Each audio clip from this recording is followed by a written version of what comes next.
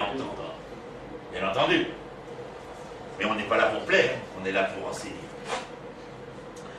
L'Éternel lui dit, maintenant tu vas être obligé de dire aux enfants d'Israël. D'abord, dès que tu vas rentrer en Égypte, parce que tu étais personnel non grata, dès que tu vas rentrer en Égypte, tu vas leur dire, comme dans quelques années, j'apprendrai dans un autre pays, sur la 5e de Beethoven, va leur dire les violons de mon cœur, machin, etc. Toi, tu vas leur dire Pakod, Ifkod, Elohim, Etrem.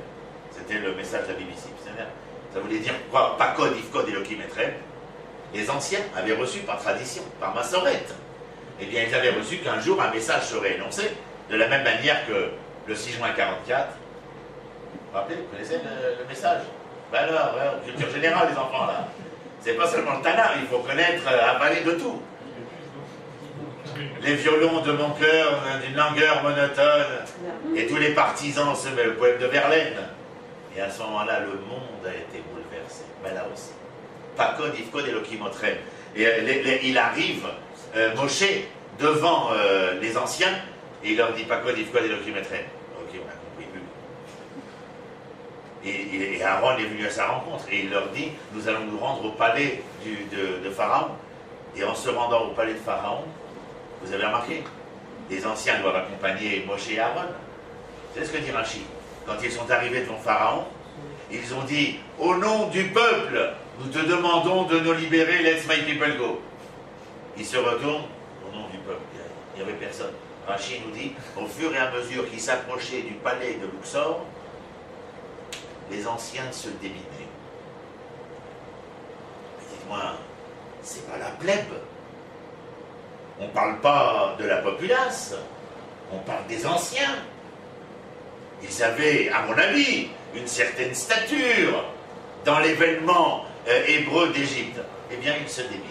Alors l'Éternel n'en veut plus, et il dit à Moshe, il dit, écoute-moi, le 10 du mois de Nissan, écoutez bien cela, le 10 du mois de Nissan, tu vas demander aux Hébreux d'aller chez l'Égyptien en plein jour et à son nez et à sa barbe de lui prendre son agneau qu'il avait l'habitude d'appeler Pascal, bien entendu, et de le ramener dans vos pénates, de l'attacher dans les chambres, ou plutôt les grands jaffouins qui vous servaient de chambre, pendant 4 nuits. L'agneau bêlera, l'Égyptien colérera, mais vous ferez fi de la colère de l'Égyptien quand lui se retrouvera penaud. C'est extraordinaire. L'Éternel demandait à Moshe que pour libérer les enfants d'Israël, après ce qui s'était passé avec Abraham et Yochebed, les enfants d'Israël devaient accomplir un acte de résistance. Quand je donne cours aux secondes, premières et terminales, quand je faisais ça en France dans l'enseignement juif-sioniste, je leur disais, c'est quoi pour vous prendre l'agneau au nez à la barbe de l'Égyptien? Très difficile de comprendre. Ben, je vais vous dire, on va dire, qu'est-ce qu'on est aujourd'hui? Le 2 février 1943, sur la mairie du 13e arrondissement, flottait le drapeau à croix gammée. Ben, je vais te demander de monter là-haut pour l'enlever. Tout le monde ne prendra pas l'agneau.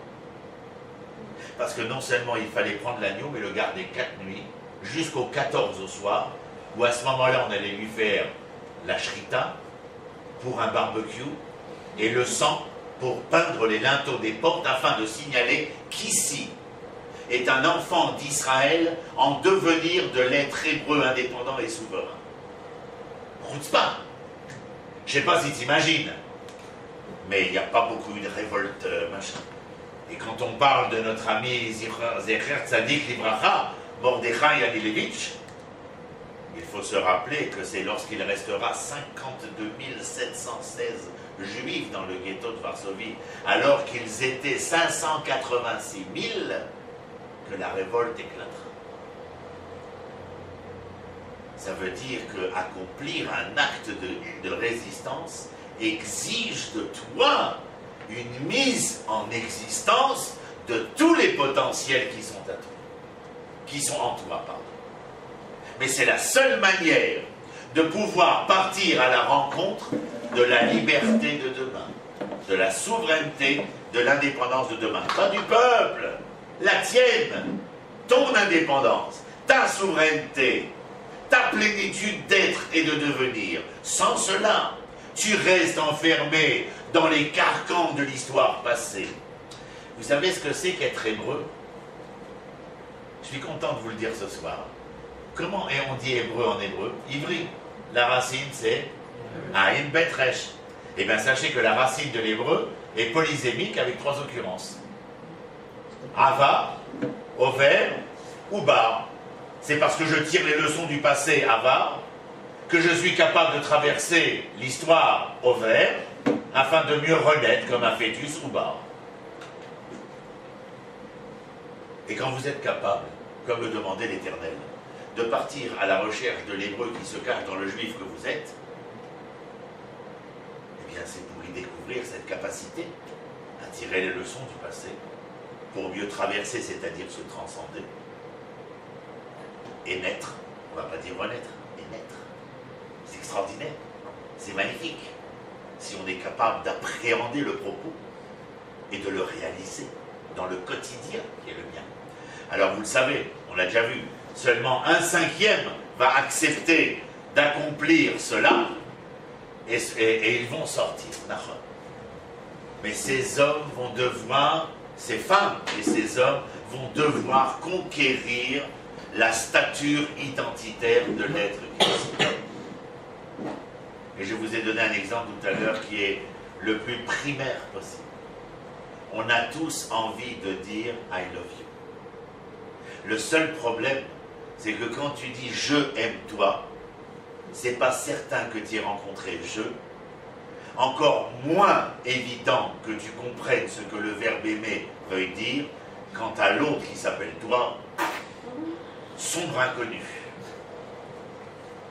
Et l'Éternel dit à Moshe, dans l'amour de ce toi qui est la liberté, l'indépendance, la souveraineté, il y a une possibilité de partir à la rencontre de ceci et de cela, si simplement tu découvres dans le jeu tous les moyens possibles et plausibles qui te permettront de te mettre en chemin. Rappelez-vous, vous avez oublié ou quoi? Lorsque Abraham arrive chez Haran, en Aramie, pas à Ur-Kasdim, là où c'est aujourd'hui la ville de Bassora, dans le sud de l'Irak, mais lorsqu'il est avec son père, Terach avait l'intention de rentrer à Canaan, il ne rentre pas à Canaan, c'est la raison pour laquelle l'Éternel intervient auprès d'Abraham et lui dit quoi, Abraham? 2 fois il lui dira cette injonction, Lech Lecha. Des petits linguistes traduiront par va pour toi. Mais les hébraïsants sauront que Lech Lecha, comme l'explique le Rabbi Shmuel Misokhatchov dans son livre Shem Ishmael, ce n'est pas aller pour toi, c'est aller vers toi. Vous ne le saviez pas? L'Éternel lui dit, va vers toi, vers la terre que je t'indiquerai. Il ne lui dit pas quelle terre. Vous savez pourquoi? Parce que cette terre ne pourra être tienne que d'autant que tu auras été capable d'aller vers toi, d'autant que tu auras été capable d'aller à la rencontre de l'être Abraham qui est en toi, d'autant la terre que je ne t'indique pas se révélera à toi. Il n'y a pas de possibilité de conjuguer 2 éléments différentiels sans que un des éléments soit véritable, les 2 éléments soient véritablement humains, mais quand il s'agit de l'homme, que l'homme soit parti à la rencontre de lui-même. Il le dit pour la rencontre avec la terre de Canaan, il lui dira un autre l'Erdécha pour la rencontre avec le Har Moria, au moment de la Védatitzrak, la ligature. Mais ô combien l'Éternel intervient, il est fait sortir, vous vous rappelez, il y a 3 semaines, je me rappelle, Béchala, c'est il y a 3 semaines. Ils arrivent devant la mer, et là encore, l'Éternel va jouer le rôle de vecteur. C'est-à-dire qu'en fin de compte, l'Éternel est Bémet, ou Beshmi Hashem Lonodati, Amalachshavke, Ani Ivada. C'est-à-dire que maintenant, je vais prouver qui je suis.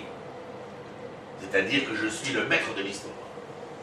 Mais où dans le maître de l'histoire, j'ai choisi un peuple afin qu'il soit lui le révélateur de ce que je veux faire dans ce monde. Et lorsqu'il les amène devant la mer, vous ne voyez pas que le pharaon s'est réveillé, il veut les poursuivre. Encore une fois, il veut réintégrer l'intérieur de l'être Israël, alors que dans le mouvement résistant avec l'agneau, il y avait le moyen de se libérer de Pharaon. Car pour aller prendre l'agneau chez l'Égyptien, il fallait quand même se libérer de Pharaon qui était en moi, qui vibrait en moi. Vous savez que nous tous, nous sommes bien souvent incapables de partir à la rencontre de l'autre parce que nous sommes encore avec un Pharaon dans l'intériorité de l'être que nous sommes. Seule la libération du Pharaon qui est en nous peut nous permettre de partir à la rencontre de l'autre. Mais dans tout d'ailleurs. De la femme ou de l'homme aimé, de l'ami chéri, de l'enfant béni, de tout le monde. Je veux dire, c'est l'essence univoque de la relation interhumaine. Alors il les amène où? Il les amène devant la mer. Que se passe-t-il? Pharaon les poursuit. Comment se retrouvent les enfants d'Israël? Dans un véritable dilemme cornélien, je vous l'accorde. Ils avaient peur de mourir noyés ou de mourir frappés par l'épée. Aussi se tournent-ils vers Moshe, puisqu'ils savent qu'il est le vecteur intermédiaire, et que lui disent-ils? Mais l'Éternel veut qu'il se passe quelque chose ici. Alors, il laisse les hommes faire. Que font les hommes? Moshe, tu ne pourrais pas les prier le bon Dieu qui nous aide, Bessiata d'Ishmaïa, avec l'aide de Dieu. Alors Moshe s'exécute, il va voir l'Éternel. Vous connaissez la réponse d'Éternel? Elle est extra, parce que pour nous, c'est une remise en question fondamentale. L'Éternel lui répond, écoutez chaque mot. Ma titzak elai, daber el bnei Israël, vaïsaou. Ma, la force du quoi? Ma titzak, vous savez ce que c'est tzak? En français, on traduit par implorer. Mais comment peut-on implorer? Ben oui, le terme est polysémique en hébreu. Tzorek, c'est implorer et crier.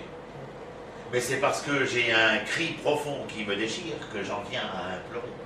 Voilà. C'est logique maintenant. Et l'Éternel leur dit, Matitzak Elai, que ne viens-tu m'implorer maintenant? L'Éternel vient et lui dit, eh bien alors, Moshiko, tu sais pas qu'il y a un moment où il faut ouvrir le livre pour m'implorer?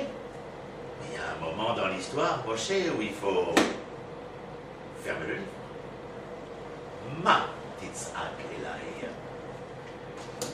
Tu ne penses pas, Moshe, que avant Rabbi Shimon Bar Yochai, tu serais même toi, un des grands dirigeants d'Israël, de penser Bessiata l'Ishmaïa, avec l'aide que tu pourrais apporter à l'Éternel dans le projet rédempteur, libérateur, qui est le mien. Daber el bnei Israël. Parler, il n'y a pas dit, et mort le bnei Israël. Ben les enfants, si vous voulez, non, Daber, langage vindicatif. Daber el bnei Israël, et qu'est-ce qu'il lui dit? Vaïsaou, mettez-vous en marche. Vous connaissez la suite de l'histoire, Nachshon ben Aminadav, c'est lui qui rentre dans l'eau avec jusqu'à la bouche, etc. D'où l'apôtre Luc écrira dans son livre, qui s'appelle d'ailleurs le livre de Saint Luc, aide-toi et le ciel t'aidera. Et c'est ce que voulait l'Éternel, que les hommes se mettent en marche. Dans l'histoire, la mer ne s'est ouverte que parce que les hommes ont accepté, excusez-moi le joli mot, de se mouiller. Mais nous avons une sale manie. Non seulement nous avons peur de résister, nous avons peur d'affirmer, nous avons peur de rencontrer, mais nous sommes des apeurés du mouillage sans encre. Des fois qu'on m'exige. Et l'Éternel veut qu'ils se mettent en marche. Et ce Nachshon ben Aminadav, la mer ne s'est ouverte. D'ailleurs, vous savez qu'elle s'est ouverte, elle ne s'est pas déchirée. Attention, hein, dans le Talmud, il est question de Kriyat Hayam, mais le texte biblique, c'est pas marqué Kriyat Hayam nulle part. Il y a marqué Vaïvak ou Amaïm. La mer s'est entrouverte. Il y a une différence entre si ma chemise se déchire ou si ma chemise se découd. Lorsqu'elle se déchire, elle est irraccommodable, alors que lorsqu'elle se découd, elle est raccommodable. D'où, bien entendu, la mer s'est entrouverte. Bebekia velo bekria. C'est sensationnel, c'est extraordinaire. Alors on me dit, les études bibliques, monsieur Akrish, moi je vais à des cours de morale ou à des cours où on coupe les cheveux en 4. Oui, mais le cheveu, il vient de quelle pelote? Je ne sais pas. Mon fils aîné, c'est un grand rabbin, mon fils aîné. Chaliard de Chabad à Genève, à Yoav Yosef Akrish, c'était la guerre tout le temps avec cet animal batté. Il venait, il me disait, papa, on fait la sougia à Shabbat. Je dis, vache ta mère. Je dis pourquoi? Je dis parce que qu'est-ce qu'il y a marqué dans ta Sugia, là, Sanhedrin, Ktuvot, Kedoshim? Il y a plein de passages là du Tanakh. T'as étudié? Ben c'est dans la Gemara, papa. Je dis non, mon fils. Tu vas m'apprendre par cœur le Drouche du Maharal de Prague en 1598 sur l'événement éducatif, sur ce que veut dire étudier. Et si tu commences pas par l'école primaire, ne viens pas prôner le secondaire et surtout truculent que tu es, l'université. C'est la raison pour laquelle vous êtes en face, dans la plupart des cas, de gens qui sont, comment dire, si on met les pattes dedans, ça s'appelle les ballons de baudruche intellectuels. Les ballons de baudruche intellectuels, il y en a plein des comme ça. On vous demande d'apprendre, moi j'ai pas honte. Qu'est-ce que vous enseignez, monsieur Akrish? Moi, Tanakh et amour. C'est tout. Vous voulez pas enseigner? Pas du tout. Je n'ai pas la prétention de ce genre de choses. C'est la seule manière que j'ai eue de partir à la rencontre de moi. Mais j'ai eu des grands maîtres. Rav Kook, Yehuda Léon Ashkenazi, André Neher. Non, pas Lévina, je n'ai pas eu le temps de le connaître, puisque moi je suis venu ici après la révolte. Mais j'ai rencontré Rachel Israël, Eliane Amado, Olivier Valency, Manitou, André Neher, et puis le Rav Kook, bien sûr, et puis toute la bande du Rav Kook. Maviner, Zuckerman, Rav Tao, compagnie, etc. J'ai eu la chance de m'asseoir avec des gens qui voulaient bien réfléchir, essayer de penser, puis surtout d'apprendre à un clochard comme moi que s'il y avait une possibilité de construire demain, ça se ferait par palier. Parce que essayer de donner à quelqu'un, ça s'est passé, je suis un peu obsédé par l'époque d'Achoua, vous m'excuserez, à ces gens qui étaient libérés, on leur a donné tout de suite les manottes graves à manger parce qu'on les a vus crever la faim, on leur a donné 3 à manger. Ben, vous avez vu ce qui s'est passé? Ils ont fait des occlusions intestinales. Une occlusion intestinale peut être fatale. Donner à boire énormément à quelqu'un qui est assoiffé complètement. Mais vous ne pouvez pas le repaître. Vous allez le faire disparaître, tout ça. Et dans l'événement d'Israël continuellement, on peut aller jusqu'au bout de cette manière-là. Je ne veux pas aller parce qu'on a encore 5 minutes, 2 secondes. Je termine et après tu poses des questions que tu as envie. D'abord, je ne terminerai pas, mais bon, je vais m'arrêter. J'ai un bavard invétéré. J'ai le verbe et la verbe que l'Éternel m'a donné, et donc depuis, je l'utilise. Et après la traversée de la mer, vous voyez encore une fois, c'est tout à fait étonnant. Quand on veut faire remarquer quel fut l'événement de la mer, que dit-on? Une servante a vu dans la mer ce qu'un prophète comme Yereskel Ben Bouzi ne verra pas. Et alors moi, je pense dedans, bien entendu. Une verra ce qu'un ne verra pas. Mais je lui dis alors, ce sont les seuls à voir. Parce qu'elles ont, vous vous rappelez, l'esprit prémonitoire. Mais vite d'ava, vite hors d'ava.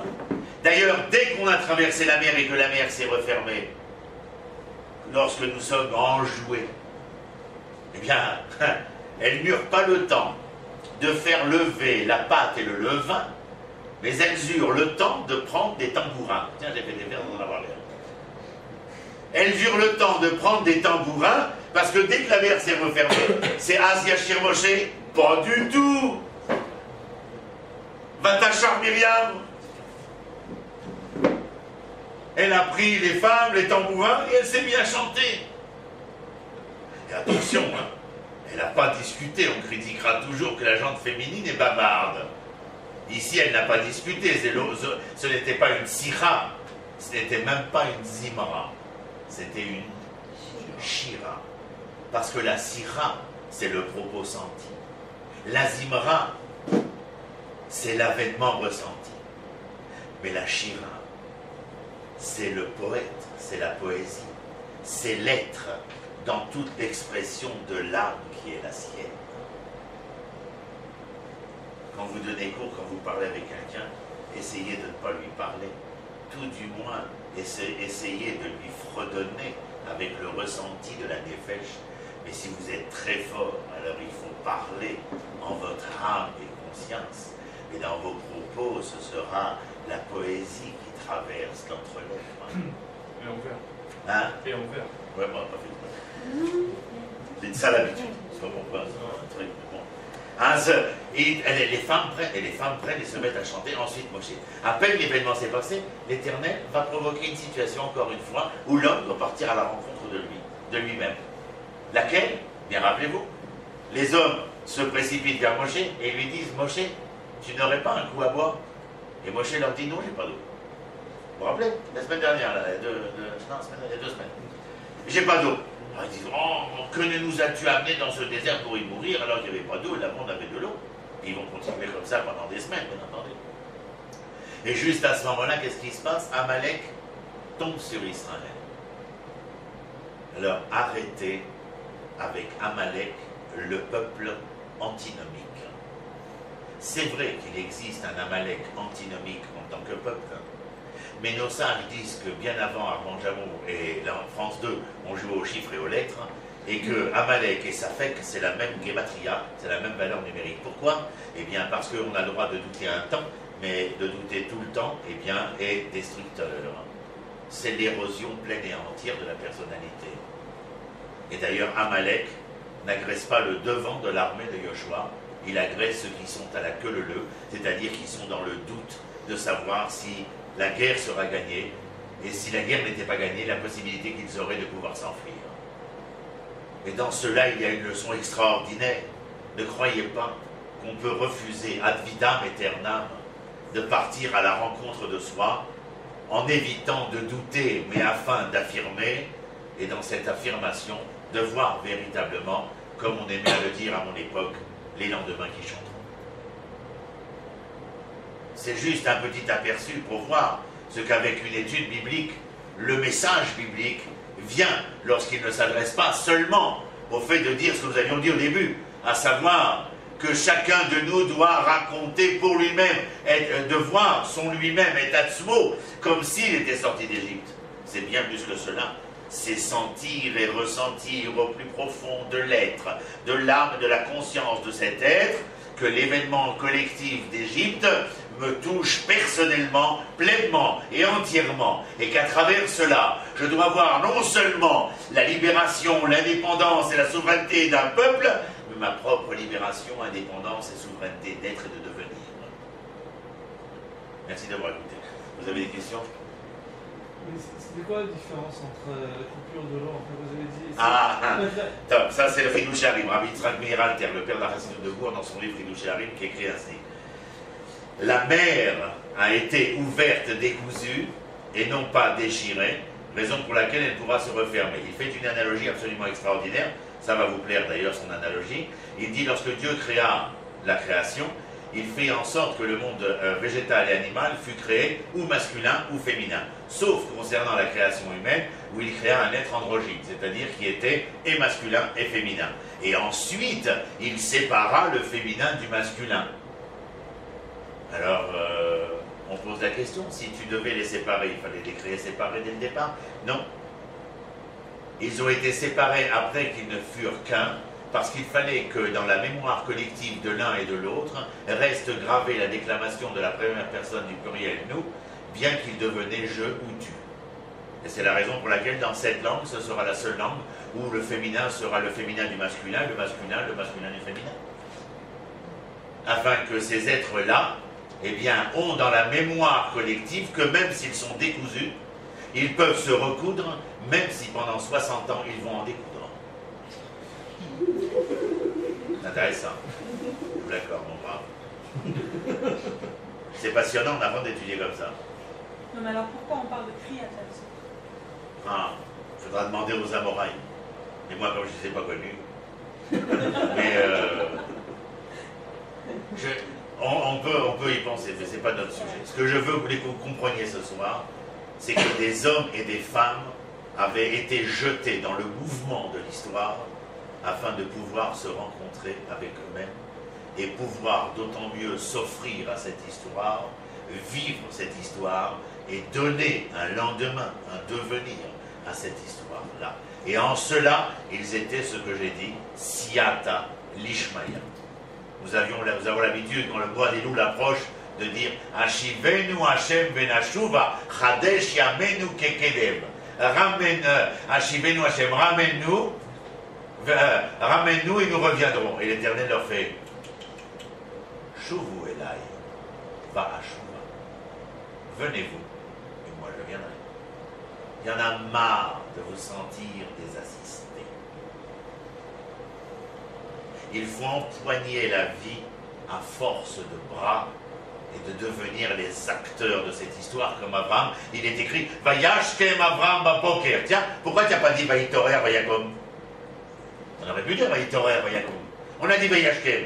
Or, si je concède que le propos est mis dans le texte tanakhique est révélateur, puisque vous savez que chaque lettre est une note, chaque mot est un temps, et chaque phrase est un mouvement, et chaque texte est une véritable symphonie pastorale ou fantastique, alors il est bien clair que dire Vayashkem Abraham, on veut, le verbe c'est les hashkim, la racine, toujours la racine. Toujours la racine, c'est quand on touche à la racine qu'on est capable de prendre souche pour mieux fleurir, bourgeonner, donner son fruit. Vous ne saviez pas? Les avrir en hébreu agricole, dont la racine c'est bracha. Ça aussi, hein? On a toujours besoin d'aller voir le barbu pour recevoir une bracha. Mais la bracha, nos sages nous disent, les avrir, tes mains sont tes branches, qui a Adam, Etz Asadeh, l'homme est l'arbre de la terre. Et tes mains, tu dois les mettre enracinées, ensourcées, afin de reprendre souche et de révéler de ton intérieur la feuille, la fleur, le bourgeon et le fruit. Les avrir, c'est toi qui es béni. Comme dira Dvorah au chapitre 5 du Sefer Shoftim, elle dira c'est parce qu'ils se sont portés volontaires pour combattre Yaniv Melech Hatzor qu'ils ont été les bénis de l'Éternel. Comment on dit volontaire? Les Hit Nadev. Les Nadev, c'est cette semaine dans la paracha de Trouma, de venir et de porter offrande et s'offrir à soi. S'offrir à soi. S'engager dans ces ressourcements qui viennent révéler les souches profondes de l'être que je suis.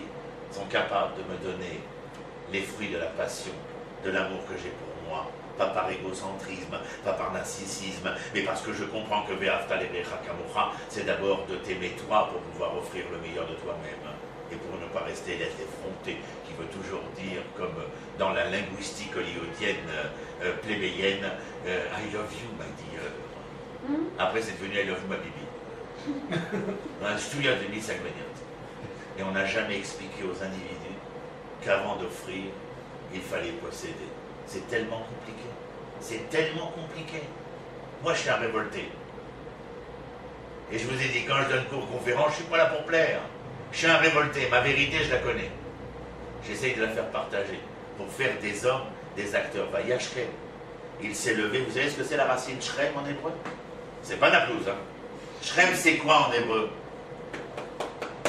À l'épaule. Vayashkem, Abraham Baboker, il s'est levé de bon matin parce que lui avait décidé d'épauler sa journée à l'encontre des crapules qui font de leur matinée quelque chose de gras.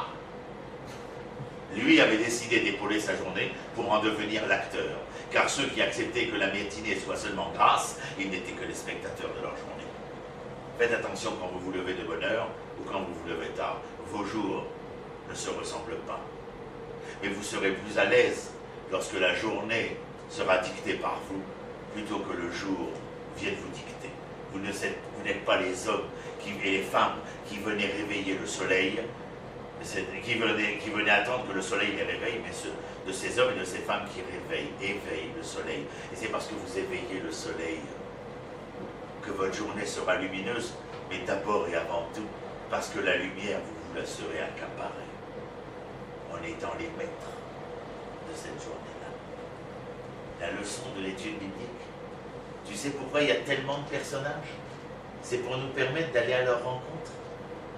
J'ai donné il y a 2 mois, 3 mois dans tout le pays le cours sur la Torah, la morale avant, l'homme avant la Torah. C'est le Sefer Bereshit. T'as remarqué? J'ai fait cours en hébreu, en français, en anglais, non, ça aurait été une catastrophe. Mais je suis monté à la yeshiva, donner cours à tous mes copains, à Vrechim et tout ça, et je leur ai dit, vous vous êtes jamais posé la question de savoir pourquoi la première halakha du livre qu'on appelle le livre de l'enseignement, Torah, livre d'enseignement, c'est-à-dire un codificateur législatif, la première loi apparaît dans la paracha de Bo du Sefer Shemot. J'ai jamais posé la question pourquoi. Ben Rashi, notre ami, à Troyes, dans le terroir là-bas de Champagne, au XIe siècle, il n'avait pas pu un coup de travers quand il a écrit ce qu'il a écrit. Il a dit, mais comment on commence pas la Torah par Rosh Chodesh, Rosh Chodashim Yelachem? C'est ça la première mitzvah. Alors tu vas nous raconter Abraham, Yitzhak, Rivka, Sarah, Ishmael, Ma'arpat Lanou. Et le Nassim Ivolodine, Arav Tzivouda Berlin, dans sa petite Lituanie, début du 19e siècle, écrira dans son livre qui s'appelle Emek Hadavar, la préface de Emek Hadavar dans Bereshit, il écrira, c'est écrit d'ailleurs dans le livre de Shmuel et dans le livre de Yoshua, qui Sef Bereshit et Sefer Yachar. D'ailleurs, Bilan dira, Tamot Nafshi, Mot Yesharim. Il ne dira pas Tzadikim, Chassidim et tout Tralwen. Il dira Mot Yesharim. Parce que sans ce contenant, essayez d'y mettre un contenu. Il y a tous les élèves de la yeshiva, je leur ai pris la bouteille, qu'on met toujours quand j'enseigne, et le verre. Et je leur ai fait comprendre le contenant et le contenu. Quand on a fini, je leur ai dit, voilà, vous avez fait un peu de filet en Israël, c'est pas plus mal. Le contenant et le contenu. Et certains d'entre nous, surtout avec une panoplie particulière, viennent vous dire que quelquefois on peut verser de l'eau quand il n'y a pas de contenant.